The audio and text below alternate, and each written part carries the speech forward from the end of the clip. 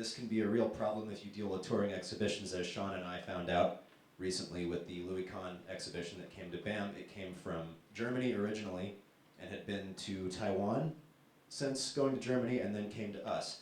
So the entire show had gone through 2 power conversions before it got to us. It originally ran on 220, then whatever they use in Taiwan, and then came to us.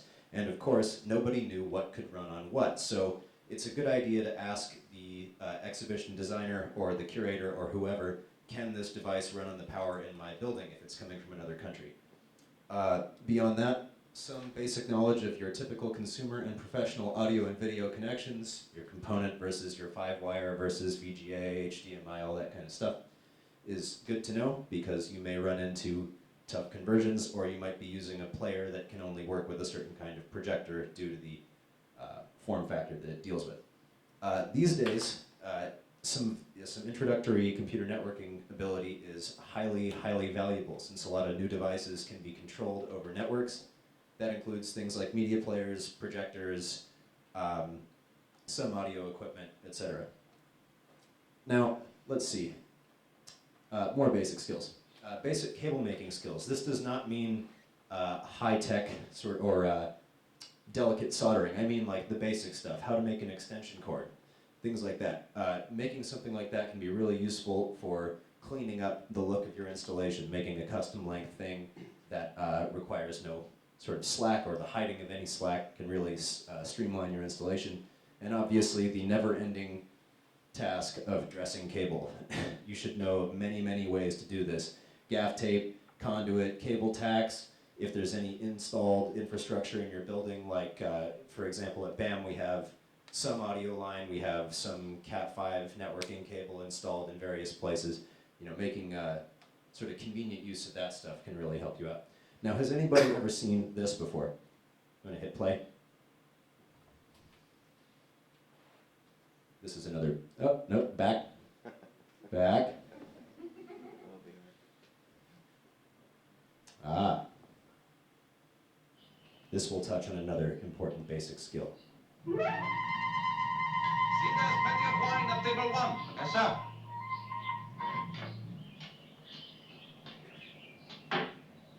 Well, it's you again, Mr. Stick. Big funeral, eh? Huh? Are you a damn masochist coming here looking for more punishment? Are you still itching? Yeah, I'm itching all right. My hands are restless. Ah, good. I'll bake another dish. What's that, sir? Filleted boy on stick. Go get my stick. Okay. So you cook? I'll try this. Good. Real tasty. Master. Here's to you. I'll have the skin of you!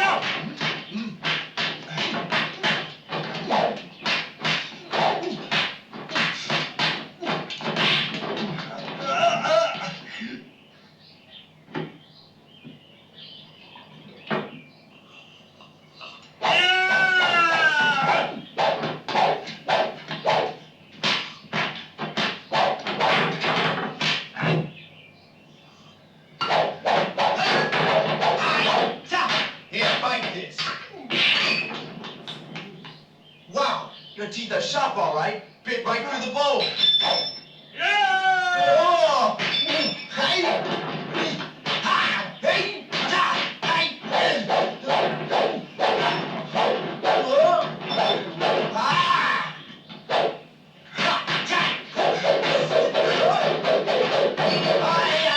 Ha! Ha! Now what? So that is obviously some dubbing, some serious dubbing, but if you don't encode your videos correctly, and this touches on Dan's point about MPEG stream clip, you end up with something that looks like this. Let's see if we can get to the next slide. I'm going to hit play on this one as well. And you might want to turn the volume down, it sounds a little loud out there. Up. I remember being very scared to it because an Icelandic poet told me that not like in cinemas where the thing that throws the picture from it just sends lights on the screen. But this is different.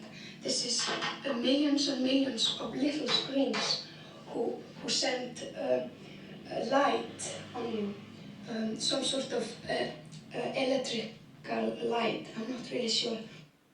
Yeah, so if you don't encode your videos correctly, you may end up with something like that, like a YouTube video where the audio is slightly desynchronized. And this is a real problem with those Western digital media players with certain formats, not all formats. And your point about making a 6-hour loop is a good way to get around that, because what the Western digital media player does with certain file formats is it appends a little bit of data to the file every time it plays back.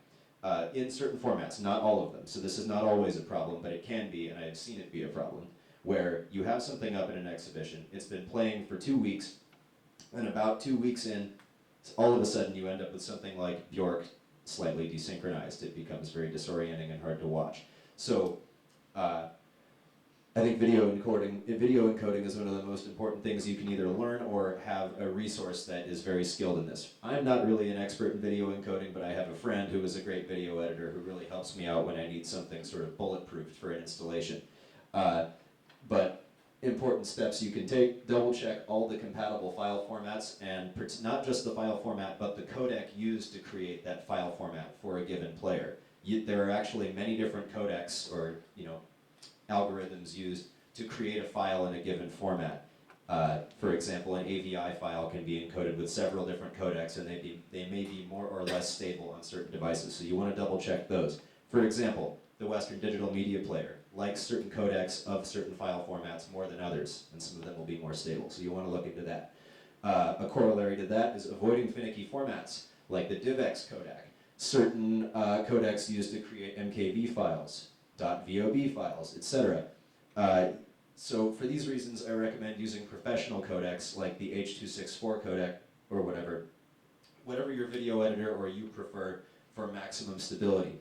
That said, use professional software. Do not use iMovie. Some non-professional softwares will have a less than ideal success rate for encoding a video correctly.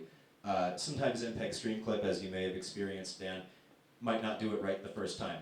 Sometimes it has about a 50% success rate depending on the settings you're using and the file, etc. So I like to use Premiere myself, just because it works every time, and in a museum environment, you probably have somebody in your office with a Creative Cloud license in either the marketing department, design department, whatever. So you probably have access to this software if you need it. Not iMovie. Please, not iMovie. Just don't do that. Beyond the basics, here are some tips and tricks for basic stuff that will really help you out. If you have to run unbalanced audio, which we tend to quite a bit, long distances to get certain places, you may have run into the problem of induced interference or hum if you have to run a long cable. You can sort of convert the cable format to something a little more stable using something like this. This is called an audio balun, and what it does is you plug your unbalanced or consumer-grade audio format into one end, and it runs the audio over an Ethernet cable. And it is not actually a digital converter. This does not change the signal from a normal audio signal into a digital signal. All it does is pass it down a different type of cable that is better at rejecting interference and is cheaper. So you can do something like run a really long Ethernet cable for somewhere around 10 cents a foot, whereas running a really long RCA cable can cost you up to $1 a foot and is more likely to pick up interference. So this can bring the cost of your installation down, greatly simplify the look of it, and sort of save you some headaches in the long run. You can also run video over these formats using these VGA or HDMI video extenders. But with these, you want to double check that using a device like this will not mess with the video resolution. Some of these devices only like certain resolutions. I've run into this situation where some VGA extenders will force a 1024 by 768 video resolution, which may or may not be a problem for your application, but you want to look into that. This sort of gets back to using that installed infrastructure to your advantage.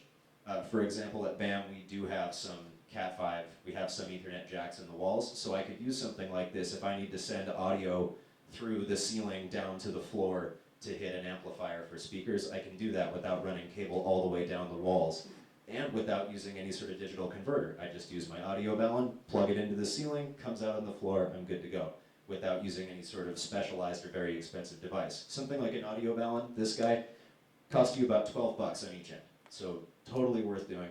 And yeah, that $12 can save you some money in cabling, so definitely worth it. We'll move on to some emergent and useful technologies. Has anybody ever used these guys before? Bright sign players? You have? Dan has? Yeah. These things are awesome. I really like them. They're not as powerful or customizable as something like a Raspberry Pi might be, but for a lot of our sort of applications, just video and audio playback, they're amazing. They have great customer support. They're pretty bulletproof. They can play for days and days on end without problems.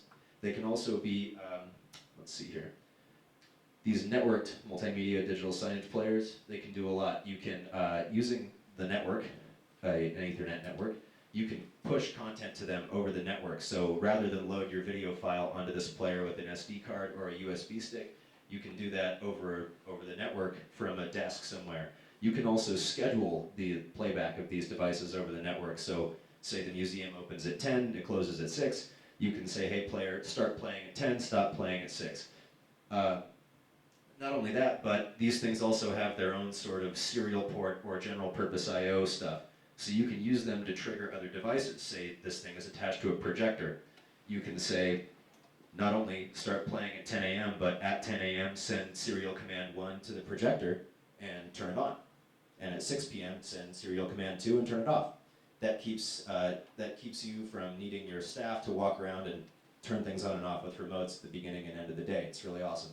You can also use the software for players like this to reschedule for events. So you have a private event, your gallery's open, and patrons are walking through the gallery, they need to see stuff, you could add just that private event in. We have an event from 8 to midnight.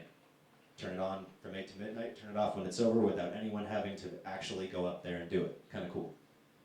These things can be easily synchronized. I saw all the stuff about synchronizers and ribbon cables. I'm just like, oh God. It reminds me of synchronizing 2-inch tape machines. Brutal. These things can be very easily synchronized for large installations using their software and using sort of network communication. So they're really good for stuff like that. If you're going to do 4 projectors in a row, totally a great option. They're also relatively cheap. I remember when we first talked about this, Dan, I quoted you an insane price for the cheap ones. I think I said they were 400 bucks. The ones that we're using at BAM, I think we got them for $120 a piece or something like that. They were pretty inexpensive. They weren't too bad.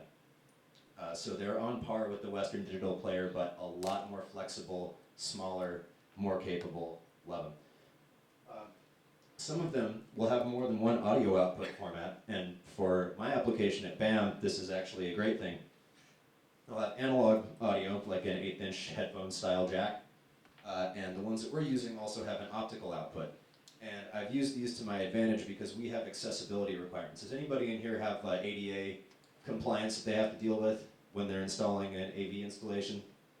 Anyone? Yeah? Okay, so you may have installed a hearing aid induction loop for a projector or an audio installation.